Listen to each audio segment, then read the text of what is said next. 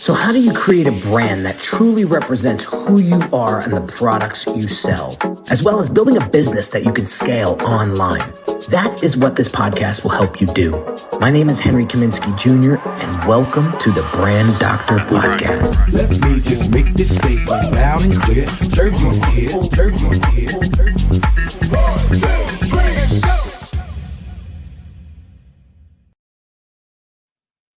What is shaking, everybody? Welcome to another Brand Doctor Podcast. Today, we're going to be talking about business mindset and how to get unstuck when you're just feeling like blah and business is just kind of meh, right? We've all been in those situations before, right? Where we get triggered, we start to get stuck.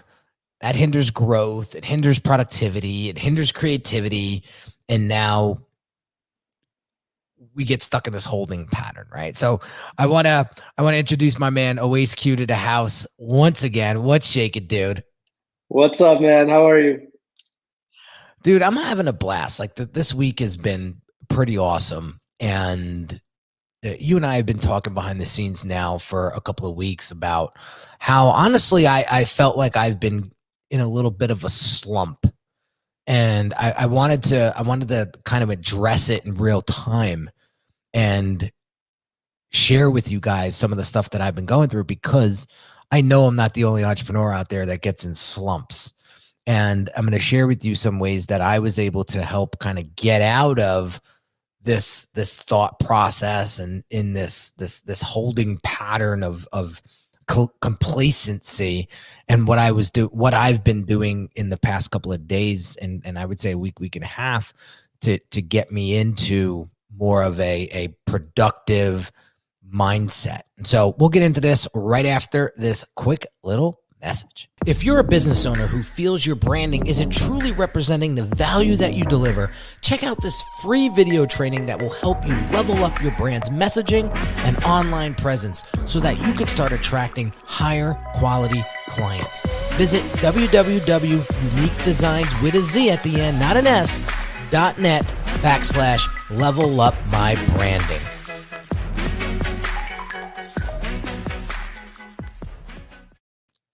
And so before we get started, guys, we are recording this live. So for those folks that are watching live, if you have questions, comments, please interact with us today and enjoy the conversation with us. So I just wanted to get that out there. So always, have you ever been stuck? Have you ever gotten into a funk before inside of your business and in life where you just feel like, oh God, how am I going to get out of this? And what made this happen in the first place? And we talk about this so often.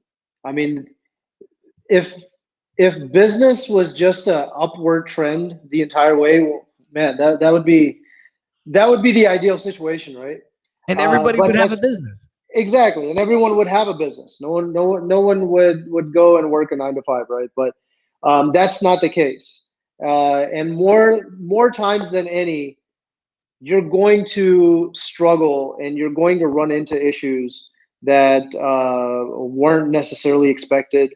And so, yeah, I mean, when you ask me if I've been stuck, man, all the time. Tons of, right? Yeah, it's not one and done thing. Exactly. Right? Yeah. And more importantly, Henry, sometimes it's just a mind game. Sometimes a lot of it is in your head rather than what's going on externally. It's like how you process some of these setbacks that might show up, whether it be, you're expecting a project to come to fruition. Maybe you've got certain expectations in the types of numbers that you're wanting to hit in the next quarter, and that's not showing up, or 2 or 3 members of your team have just now quit on you. All of those things, right? Dude. Or a client just fired you out of nowhere. And sometimes it all happens at once. Then what? Right? It all happens, and then you're really like, what the hell do I do? Right? So I wanted to talk to you guys today about some of the things that have been going on, real time, and kind of just get vulnerable with you guys. It's been historically the case in my business where the first 2 quarters are pretty slow, right? And the end of fourth quarter is pretty slow with the holidays, right? So there's a few months there that we go with potentially no new work, right? And what happens is I get in my head so bad because for you guys that know me for some time, like I'm always on the go. Like I'm always doing something. I'm always creating something. I'm always building something. I always want to stay in motion. And so when I get like slow times in my life, like I'm always like, well, what could I be doing? What should I be doing? What, is there something wrong? What, right? And this like insecurity and this self-consciousness starts to kick in, and it's freaking, it drains you, and it takes all the power away from you. And I've learned over the years to get better at this, right? How to maintain and like how to take that mindset and regulate it, right? Because it's very quick. You could fall into a slump like that and start thinking crazy thoughts really, really fast, which could lead to missed opportunities. It could lead to poor quality work output, right? Horrible relationships with family and friends and potential business collaborations and so on, right? And I've been listening to a lot of Dan Sullivan lately. If you guys don't know who Dan Sullivan is, he's the founder of Strategic Coach. I'm not in the program yet, but I'm considering it for 2022 very much. And he talks about gaps and gains. And I think he wrote this book about, I don't know if it's out yet or if it's about to come out, but it's called Gaps and Gains or something along those lines, right? And this podcast I've been listening to, he talks about gaps and what gaps are. And gaps are like the low moments in your life and in your business. And the gains are like the high moments, right? And understanding that every entrepreneur is going to have both, right? But he talks about how when you get into a gap, you got to address it and get out of there like as soon as you can, right? The faster you can get out of a gap, the quicker you're going to start gaining again, right? And so there was a few things over the past couple of weeks that I was looking at, and very much the case when I get into a gap state of mind, I lose focus on my goals. I lose focus on my goals. I lose focus on my vision. I lose focus on the purpose. And that's what drops me into a gap. So when I get in there, I say, okay, wait a second. Why do I feel this way? And I start to realize, oh, wow, you're not paying attention to your goals. Or when's the last time you read your goals? I do my goals every year, right after Christmas, between Christmas and New Year's. I'm writing goals for the entire next year, right? So I whip them out and I start looking at them, and I start realizing, oh, look at this. This is why you're in this gap, because you took your eye off the ball. It's like very simple stuff, right? Yeah. And when I recalibrate and I get realigned with my goal, it's like, boom. I don't even even realize I'm in a gap anymore because I'm so focused on that goal, right? And that focus pulls me out and up. And so that's the whole concept of gaps and gains. And, listening to this podcast with Dan, I think it's called Multiplier Mindset. Pretty cool podcast. He has all these people that are in Strategic Coach basically giving testimonies of the program, which I think is brilliant. Yeah. Right. But what's really cool is listening to these entrepreneurs talk about how the programs help them, where they were struggling. I'm doing a lot of R&D listening to this podcast, because I want to get into the minds of these types of folks, because these folks are high frequency, high level entrepreneurs that are all about movement and upward growth, and, you know, really serious about building a business that is sustainable, and that it's long-term game here. We're not talking about get rich quick people in these programs. These people are like legit. And one of the concepts that Dan talks about is this hiring who's and stop worrying about the hows. And I think where a lot of us get into these gaps in our business and we get stuck is when we start to focus too much on how are we going to get all this done? How are we going to be able to pull that off? And what the book suggests, that the book Who Not How, what the book suggests is that you find who's for everything in your life. And I realized something. I was like, the answers are right there. To get through this is right there. I just have to find the right person to help me get through this, right? And so I think tying this back to branding and tying this back to strategy and tying this back to building and growing an audience online is, you trying to do this all by yourself is going to be exhausting. You finding somebody to help you is going to be a hell of a lot more fun and energizing and productive. And so I wanted to get your thoughts on this hiring the who concept, because that is the number one. I think that is the number one thing entrepreneurs get stuck on, is trying to figure out how to do everything, especially when it comes to the tech side of thing. Oh, I could just crank out a WordPress site. There's templates out there. I could just, plug and play, and then the freaking website looks like a Frankenstein. My nephew studied marketing in college. So he can he does a little bit of graphics design. I literally thought you were going into a story. But I see you're being sarcastic now. Yeah, my daughter knows Photoshop. She can just do it for me. We kid, but I've seen it 1,000 times, right?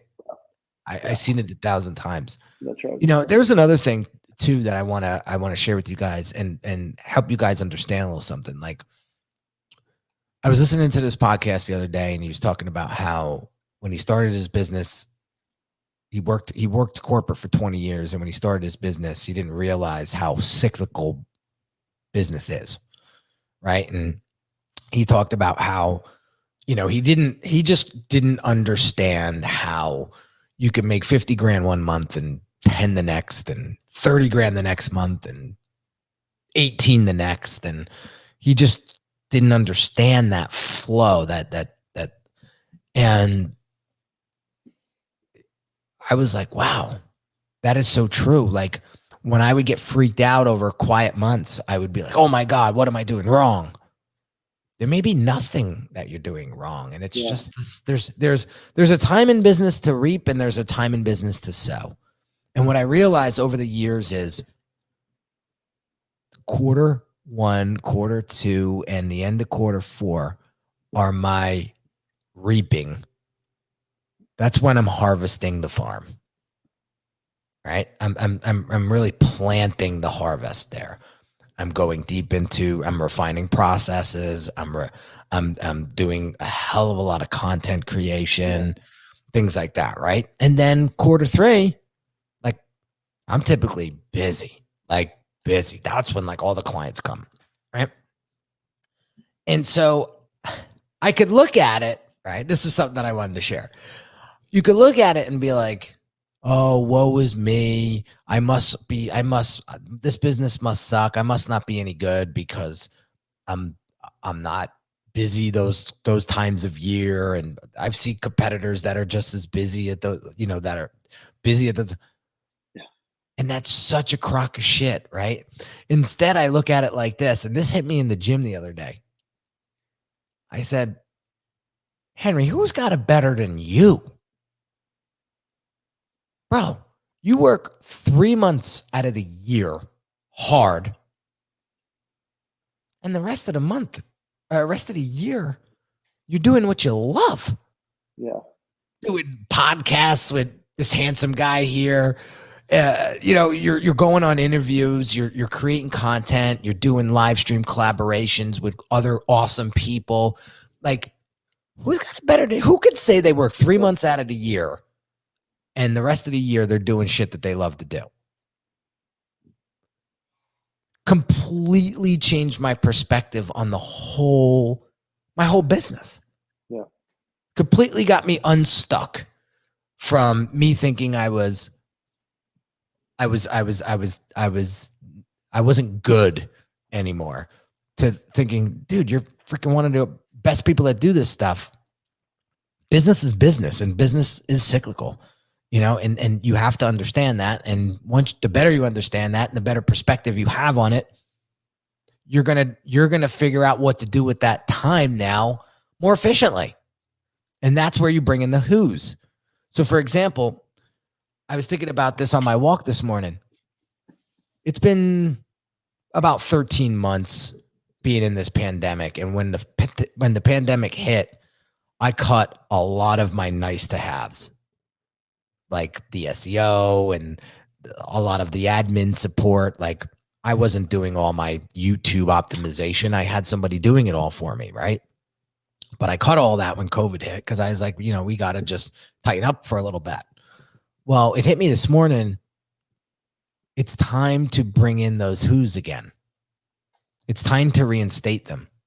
Yeah. Because the more time you can get back by hiring who's, the more money you're going to make. So we're going to have a meeting on Monday with the team, and my lead project manager is going to bring in the admin team that was working on all the optimization stuff, and they're going to start doing it instead of me anymore. Right. The other thing that I'm going to start to do is focus on optimizing my content distribution. Right. Content distribution needs to be tightened up on our end. Like, we have tons of content going out, but it's not getting sent to my email list consistently. It's not being posted consistently. And that's bad in my eyes. Like, when a podcast gets dropped, it should trigger a series of events, and that all should be done automated or with someone in place. I shouldn't be doing it. And so that's going down next week, which I'm super excited about. And so we have a question here from one of our live audience members here. Let's talk about it. I didn't even preview it yet. I just throw it up there. So what if we know that doing it ourselves is not the best way for the greater result, but the budget doesn't allow it for us to hire the who? I'm at the point where a little sacrifice might be the best move for this project. Oasis, you want to lean into that? Yeah. So if you can extract 1 or 2 hours instead of hiring someone full time, right? I had this exact same problem in my early years. It's like, okay, well, I can't get someone on full time, but what if I can contract this out? And like, let's say some of the administrative work. Mm-hmm. If I can contract that out for maybe 1 or 2 hours to someone that can accomplish that in 1 or 2 hours when it's taking me 5 hours, that's the main thing. What is that going to do with my 5 hours now? It's like the mowing the lawn analogy. Yeah. And I've used this a couple of times in different episodes and things, but like, I can mow my own lawn. Take me about 40 minutes to do. Right. Or I could hire my guy and have him do it. My if I had to break my hourly rate down, it's somewhere upwards of $2,500, right? So if I'm out there mowing the lawn, I'm not making $2,500, and whatever it costs to mow a lawn these days, 50, 70 bucks, depending on a lawn like this, right? I'm completely putting myself in a position that isn't high value, right? Now, I love my landscaper. Don't get me wrong. He does a beautiful job, so I'm not knocking landscapers. We need you guys. Otherwise, we would look like we live in a rainforest here. So I love all you guys, but that's not what I'm saying. I'm saying, this is me personally speaking, right? My value is much better used here on this live stream than it is me mowing my lawn, right? This book, Who Not How, which I highly recommend you get. There's something that is said about, there's a guy that stopped driving. He stopped driving because he was more productive being driven. So he basically hired a driver, or he used Uber. I forget what it said in the book. And he gets driven everywhere. And while he's being driven to places, he's able to get more done. Like, that's an extreme case, but that's a real live example of, so he's asking, Peter's talking about a little sacrifice might be the best move for this project. Listen, when I first started, I didn't have what I have today, but I always knew that I would. And that's powerful. You have to really envision what it is that you want. Every car that's in my garage, this house, the vacations we've been on, it's going on 14 years. Me and my wife have been together, 10 years married this year. And my wife said, Sunday's our anniversary of our relationship. We should do something. And I said, yeah, let's go to the city. We'll go to New York. We'll have a nice dinner. We'll bring Dante with us, and we'll have a lot of fun. And so we're sitting there, and she said, man, we really experienced a lot together over the past 14 years. Good, the bad, the ugly. And I said, yeah. How do you think that happened? Well, we envisioned it. We saw it. And in the beginning, we didn't have this kind of money. We didn't have these kind of opportunities. We didn't have these experiences, but we dreamt of them, and they became a reality. I'll share with you something that Dean Graziosi said to me on my podcast. I had him on, when was it? Beginning of this year or beginning of last year, I think. I forget. It's a blur these days. And I said, what do you say to the entrepreneur dad? And I was talking about myself, who has a new family member, has a son who's young and is afraid to take risks because, there's a lot more at stake these days. It's not like we don't have a child. There's not an extra mouth to feed. Like, I can't take these major risks anymore. And he says, Henry, how do you want your son to view you as he gets older? And I said, as a role model, as somebody who will be there through thick and thin. And he said, imagine he sees you not taking risks. Imagine he sees you playing it safe your whole life. And now he grows up. What do you think that's going to do for him? Is that going to help him or hinder him become the man you want him to be, or he wants to be, or help him become a responsible human being? And he said, you might have to dial back on a car. You might have to downsize in a house. You might have to, but it's temporary.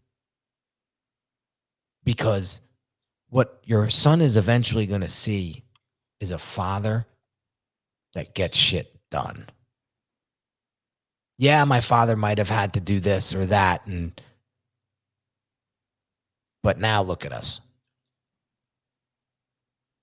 So, yes, it stings. I've been in those situations where I had to sell back personal belongings and downsize on a car and all that stuff. But I realized, man, look what it helped me do long term. Look at what it helped me do long term. So just knowing that it's temporary, right? You got to have that mentality. Like, this isn't forever. This is a blip on the radar versus the big picture.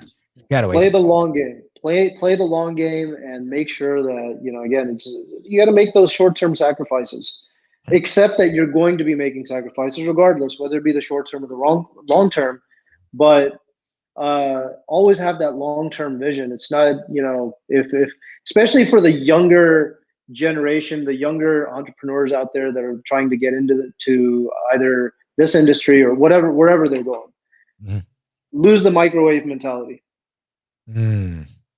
What's the microwave mentality? The microwave mentality is, hey, let's put that plate in there. Yeah, instant gratification. So I like to call that microwave mentality, because you put the plate in, and within 30 seconds you've got warm food, right? Or within a minute you've got warm food, instead of warming it on the stove and having 10 extra steps there.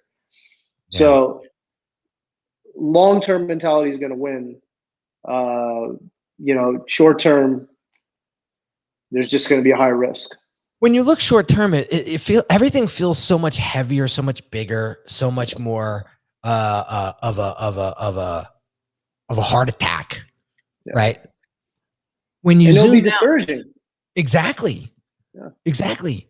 But when you zoom out and you're like, holy, we got so much more runway here than I thought. It kind of just relaxes you. I can't speak for everybody. I'm just speaking for myself, right? But it puts me at ease. Like, okay, let's get back to the basics. Yeah. Let's get back to the basics. What worked in the past? Why might it not work now? And what adjustments do we make to make that happen? Yeah. Okay. And start breaking it apart. Start breaking that vision apart. That's it. And honestly, I just got off of a podcast interview about an hour ago, and the question was asked, well, what do you say to the people that have to bootstrap things?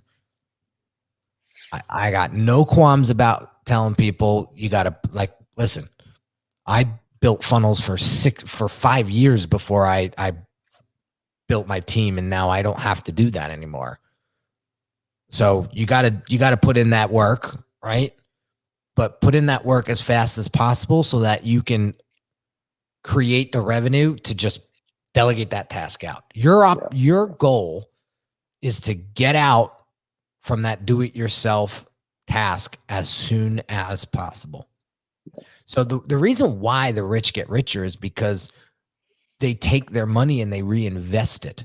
They reinvest it in things that are going to help them make more money, right? And that's people, right?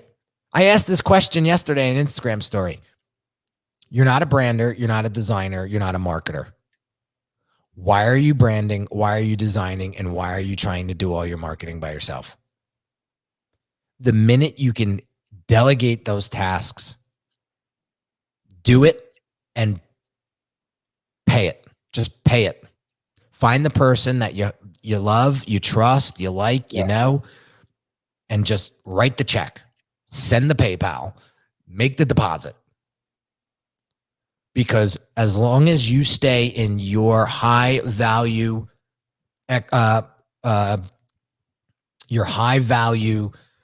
tasks, right, and you stay in your zone of greatness, or what do they call it?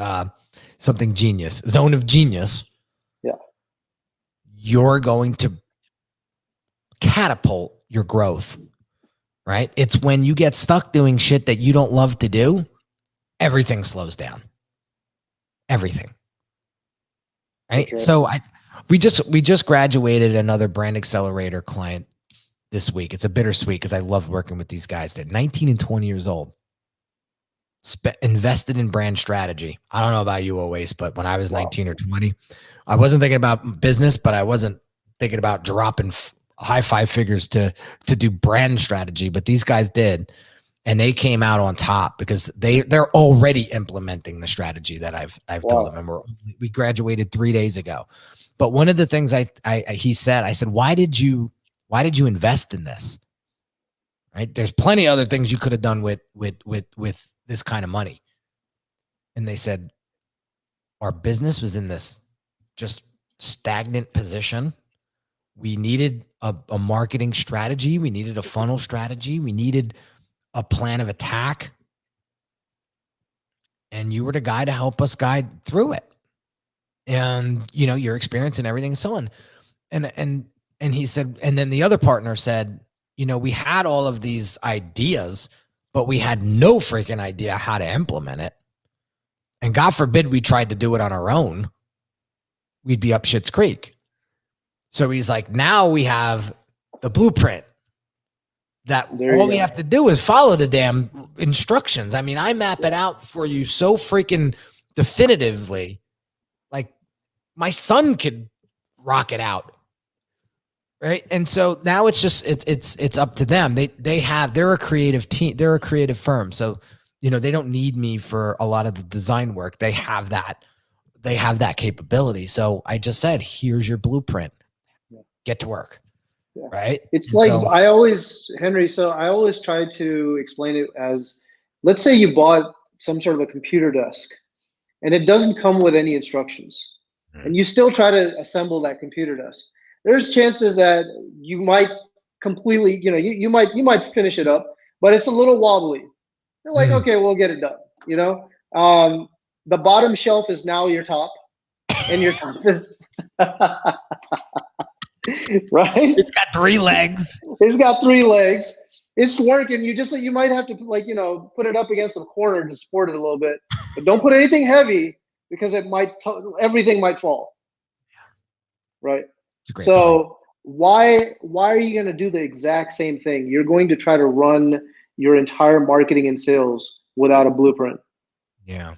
Does that make sense? It makes total sense. And you know what? If I had one wish in the world, it would be that I could go back in time and in year 2 of my business implemented this conversation versus year 5 and 6. Yeah. Me too. Because that's a long time. It's a really long time, you know? And so, you know, now it's to the point now where we're not, you know, this message really isn't for the people that are just starting out. It's for the people that have momentum, but they get triggered by something like we mentioned before, and that everything goes to a screeching halt, and they're trying to figure out how to rekindle, restart, you know, refuel. And that's the message that I want to share with you guys today, and use myself as an example.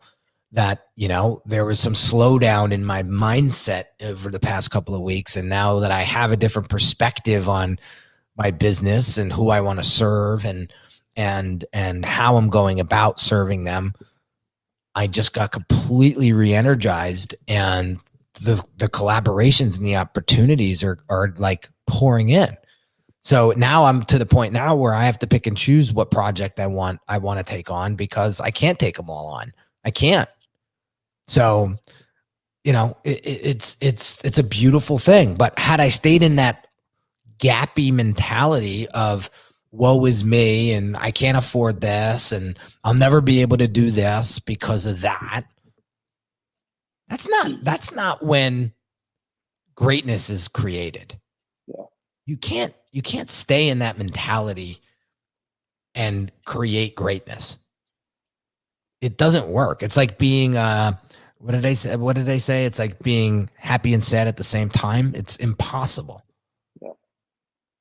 So I didn't realize we're going for 34 minutes, so we're going to wrap up. But, you know, any parting words about this topic of getting unstuck? Yeah, I mean, it seemed like we were talking about a lot about the right people in the right seats in terms of, you know, accomplishing certain tasks. But getting stuck, like when you hit the wall, even from a from a mental perspective. I mean, have coaches in place, have a peer group in place. Yeah.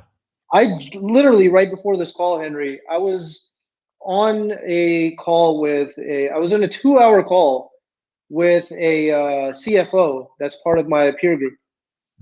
And he just completely set a lot of things in perspective in terms of how my discovery calls should take place, in terms of talking about specific numbers. Even if that prospect is not talking about numbers, talk about it in percentages. And it was just, I was like, this is the final missing piece of the puzzle. How does that work, right? And like you were saying, man, I wish we were having this type of a conversation 5-6 years ago. Well, guess what? You've had to approach specific coaches. You've gone through coaching yourself. You talk a lot about that story, right? So getting help along the way, and then finally things start to take place. Finally, these small little pieces of puzzles just start to come together. And that's the beauty of it all. That's That's the beauty of it all. And that's the beauty of coaching too. I heard this today on my walk. The guy was talking about coaching, and he said, I played sports as a kid, and I'm very familiar with coaching.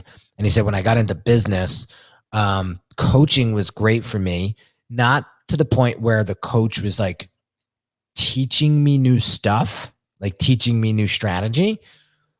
Where he got the value out of a coach was the consistent push. Wow. The consistent push. The, hey, get up. We don't got time for this. Let's go. Right. And there's a lot to be said about that. And that's why, you have a coach. I have a coach. My coach has a coach. That coach has a coach. and it just goes up and up and up. Yeah. And they all keep them focused. And clear line of sight. That's what keeps us focused. Now, you can get, at one point in my life, I had coaches for a couple different categories in my life. One being mindset, one being business, one being relationship. I went through, my wife and I both went through marriage counseling together for like 2 years.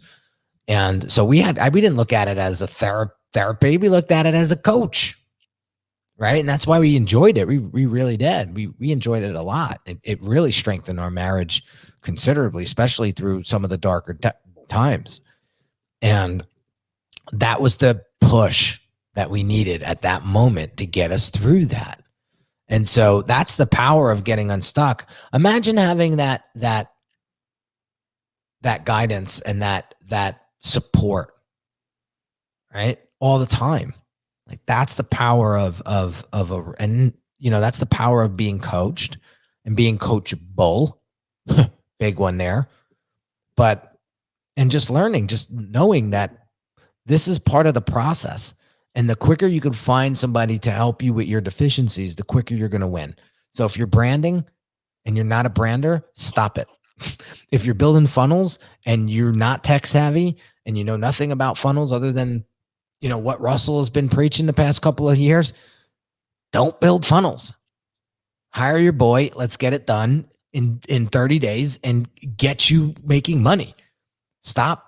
It's going to be another 6 months until you figure it out and start to hire somebody, right? Like, don't do that. Like, I hate a prospect come in and 3 months later they hit me up and they say, let's have a talk again because I'm ready.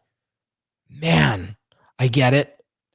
Maybe it was bad timing. Maybe it was. But what could have happened? Say you pulled the trigger 3 months ago. What could have happened between that time and now? Probably a hell of a lot more than what did. That's right. And that's something that I strongly want to emphasize because we've all done it. I've pushed back too. It's not, I'll get back to you. And then I look back and I go, son of a bitch, I should have done it 3 months ago. I'd been freaking so far ahead from where I'm at right now. So now I know when I feel that, I go right in. Let's go. Let's get it done. I'm not thinking about it one more second. And I truly believe, always, that is how I got my business to where it's at today. That mindset, that doer mentality. So stay proactive. That's it. Guys, have an amazing day. Real quick, for those folks that are watching live, take a screenshot of this, or if you're listening to this on a podcast, screenshot this episode, tag us in our Instagram stories, and we will reshare it and show you some love. Don't forget to subscribe. Don't forget to leave a review, and don't forget to give me some feedback.